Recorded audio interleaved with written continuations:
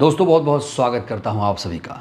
जब से बिहार चुनाव के नतीजे आए हैं तब से हर रोज़ नए नए खुलासे हो रहे हैं। लेकिन दोस्तों आज जो आपको मैं खबर दिखाने जा रहा हूं उसे देखकर यकीनन आप हैरत में पड़ जाएंगे। इससे पहले आपने ऐसी खबर नहीं सुनी होगी। दोस्तों जो खुलासा हुआ है ईवीएम को लेकर इस बार, उससे चुनाव आयोग में और सत्ताधारी पार्टी में एनडीए में भगदड़ सी मच गई है। ऐसा लग रहा है कि चोरी एकदम से पकड़ ली गई है और जो चुनाव आयोग है वो एकदम अवाक सा रह गया है। दोस्तों पूरी खबर आपको मैं विस्तार से बताऊंगा। आप लोगों से अपील है ये वीडियो आप लोग पूरा देखिएगा जिससे मुद्दा आपको आसानी से समझ में आए। बीच में वीडियो छोड़ेंगे तो मुद्दा समझ में नहीं आएगा। तो सबसे पहले दोस्तों आप इस हेडलाइन को देखिए। 25,000 वोट हर ईवीएम में पहले से ही मौजूद था। बिहार चुनाव में करारी हार के बाद आरजेडी ने किया सनसनीखेज दावा। ये दोस्तों बहुत बड़ी खबर है आज की। कहा जा रहा है कि 14 नवंबर को जब काउंटिंग हो रही थी तो उस समय काउंटिंग मशीन में पहले से ही 25,000 वोट मौजूद थे। और ये भी कहा जा रहा है जो 25,000 वोट थे वो एनडीए के खाते के थे। ऐसा नहीं है कि किसी भी सिंबल के वोट थे, वहाँ पर एनडीए के वोट थे। यानी वो बीजेपी के हो सकते हैं या वो एलजेपी के हो सकते हैं और कहा जा रहा है कि वो जेडीयू के भी हो सकते हैं। तो ये जो खुलासा है दोस्तों, इससे पूरे देश की राजनीति में हड़कंप मचा हुआ है। आरजेडी के पूर्व प्रांतीय अध्यक्ष जगदानंद सिंह ने ईवीएम पर आरोप लगाया है। उन्होंने दावा किया है कि प्रत्येक वोटिंग मशीन में पहले से 25,000 वोट मौजूद थे। जगदानंद ने इसे देश का दुर्भाग्य बताते हुए कहा कि उन्हें उम्मीद नहीं थी कि आरजेडी का ऐसा हाल होगा। दावा ये भी किया जा रहा है कि जहां बैलेट से चुनाव हुए हैं वहां आरजेडी जीती है। आरजेडी नेता और मनेर से विधायक भाई वीरेंद्र ने भी जगदानंद के आरोपों का समर्थन किया और कहा कि ईवीएम में चोरी हुई और इस अन्याय के खिलाफ लड़ाई लड़नी होगी। वीरेंद्र ने इस बात पर जोर दिया कि जहां बैलेट से चुनाव हुए वहां उनकी पार्टी जीती।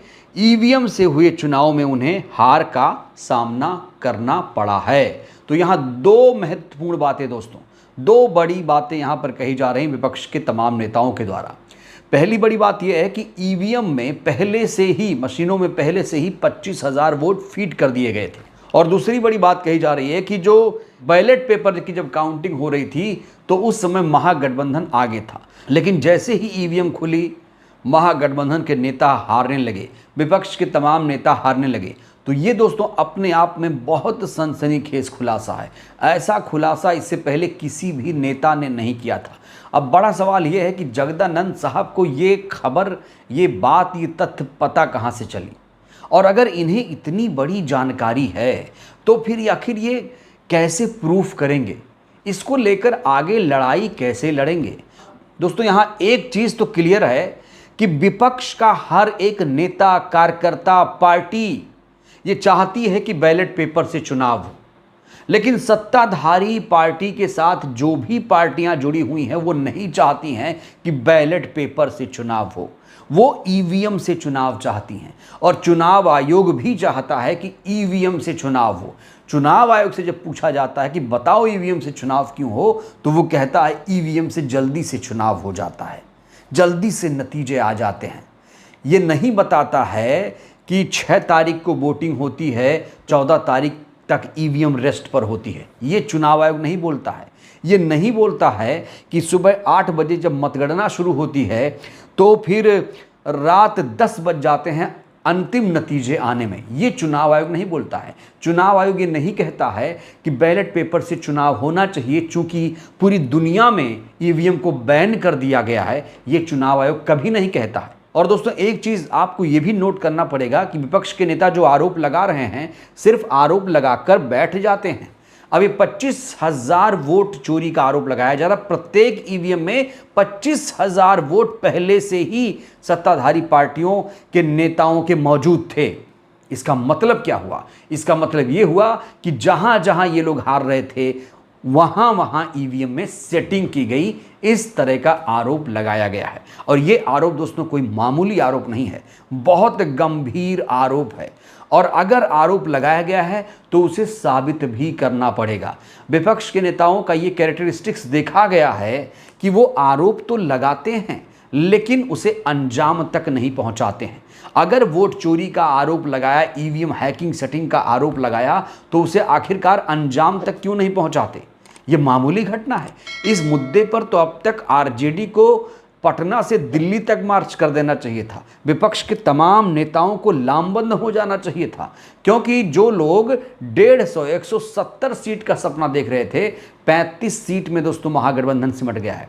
और एनडीए के ऐसे ऐसे नेता जीत गए हैं, ऐसे ऐसे नेता दोस्तों जिन्हें कहा जा रहा था इनका हारना तो कन्फर्म है। एक आंकड़ा इस समय दिया जा रहा है, 1,22,000 वाला आंकड़ा, वो खबर तो आपने देख ली होगी। 5 से 6 विधायकों के ऐसे आंकड़े देखने को मिले हैं जिनको 1,22,000 समथिंग वोट मिला है। और कहा जा रहा है कि गड़बड़ झाला तो किया गया लेकिन तरीके से नहीं किया गया, बुद्धि लगा के नहीं किया गया, और आखिरकार चुनाव आयोग की चोरी पकड़ ली गई है। उस मुद्दे पर भी सोशल मीडिया में खास तौर से बवाल मचा हुआ है। दोस्तों यहाँ पर आप देख सकते हैं, यहाँ पर मैं आपको दिखा रहा हूँ, सम्राट चौधरी 1,22,000, विजय सिन्हा 1,22,000, 408, 480। तो ये पूरी सीरीज़ है 1,22,000, आप देख सकते हैं लगा है हर नेताओं के आगे। कहा जा रहा है इसमें भी गड़बड़ झाला हुआ है। और अब जो खुलासा हुआ कि ईवीएम में पहले से ही 25,000 वोट थे, ये दोस्तों मामूली बात नहीं है। अब अगर इस आरोप को लगाने के बाद विपक्ष नेता ठंडे पड़ जाते हैं, मतलब इसका कोई समाधान नहीं होगा। अगर आरजेडी के पास कोई सबूत है तो वो तुरंत चुनाव आयोग पहुंचे, तुरंत पहुंचे, क्योंकि दोस्तों इससे बड़ा घोटाला आज तक पूरे देश में नहीं हुआ। अगर जगदानंद की बात सही है तो, अगर आरजेडी के नेताओं की बात को सही मान लिया जाए तो इससे बड़ा घोटाला, ईवीएम घोटाला देश में कभी हुआ ही नहीं। बड़ा सवाल, राहुल गांधी क्या इसको लेकर आंदोलन करेंगे? क्या तेजस्वी यादव कोर्ट में जाएंगे? कहा जा रहा है कि कोर्ट में जाने की तैयारी है, लेकिन जब कोर्ट जाएंगे तो सीसीटीवी फुटेज की ज़रूरत पड़ेगी। सीसीटीवी फुटेज क्या चुनाव आयोग मुहैया कराएगा? दोस्तों एक रवैया देखने को मिला चुनाव आयोग का, किसी भी मतगणना स्थल पर, किसी भी मतदान केंद्र पर अगर कहीं कोई धांधली होती है, किसी को शक है कि यहाँ पर दिक्कत आई है, अगर कोई उक्त मतगणना केंद्र या मतदान केंद्र का फुटेज मांगता है तो चुनाव आयोग उसे मुहैया ही नहीं कराता है। तो फिर लड़ाई लड़ी कैसे जाए? कहा जा रहा है विपक्ष के पास 3 विकल्प है, कोर्ट में जाइए, सड़क पर आइए, चुनाव का बहिष्कार करिए। इसमें से विपक्ष क्या करेगा? आरोप लगाकर चुप हो जाएगा या सड़क पर उतरेगा? देखिए दोस्तों, पत्रकार का काम आरोप लगाना नहीं है, पत्रकार का काम है खबरों को आप तक पहुंचाना। वो खबरें जिसे टीवी मीडिया नहीं दिखाता है, खास तौर से एक भी खबर टीवी मीडिया ने ईवीएम से संबंधित नहीं दिखाई है।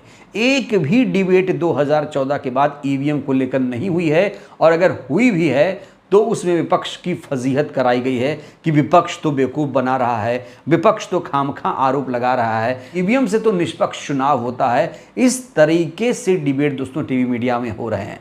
जब टीवी मीडिया इतने बड़े महत्वपूर्ण मुद्दे पर मौन है तो फिर चुनाव आयोग क्यों नहीं मौन रहेगा? चुनाव आयोग को नहीं दिखता है कि हरियाणा से कुछ लोग गए बिहार वोट डालने? दोस्तों वीडियो मैं आपको दिखाने जा रहा हूं कि किस तरीके से एक खेप पहुंची थी, और इसको लेकर वरिष्ठ पत्रकारों का पैनल भी डिबेट कर रहा है। चुनाव आयोग की किरकिरी हो रही है, लेकिन चुनाव आयोग को कोई फर्क नहीं पड़ता है। देखिए, मॉडल कोड ऑफ कंडक्ट चुनाव आयोग का क्या बोलता है? चौथा ही पॉइंट है कि आप वोटर को उसके घर से पोलिंग बूथ तक नहीं ला सकते अपनी गाड़ी में। और यहाँ तो हरियाणा से भेजे जा रहे हैं ट्रेनों में भर के। यहाँ हरियाणा से भेजे जा रहे हैं, वो कह रहे हैं कि हमें बीजेपी ने दिया, उस पर बचाव कह रहे हैं, वो कह रहे हैं कि नहीं सब खत्म हो गया। तो वही कह रहा हूँ कि पूरे देश में चल रही है स्पेशल ट्रेन। तो ये क्या मॉडल कोड ऑफ कंडक्ट का उल्लंघन नहीं है? सीधे सीधा जा रहे। और ये एक तरीके से शर्म की बात है कि चुनाव आयोग जो ये कह रहा है हमने सफाई कर दी, उस सफाई के बावजूद ये हाल है। कहाँ जा रहे हो भाई साहब? बिहार जा रहे हो? भारतीय जनता पार्टी भेज रही है। टिकट किसने कटवाई है? बीजेपी ने टिकट। जी सभी की टिकट बीजेपी ने कटवाई है। क्या करने जा रहे हो? तो इतने सारे सबूत विपक्ष के पास हैं, अब विपक्ष क्या करेगा? कोर्ट जाएगा, सड़क पर उतरेगा, या फिर चुनाव का बहिष्कार करेगा? दोस्तों आपको क्या लगता है, विपक्ष को क्या करना चाहिए, या सिर्फ आरोप ही लगाता रहेगा? राय दीजिएगा। धन्यवाद।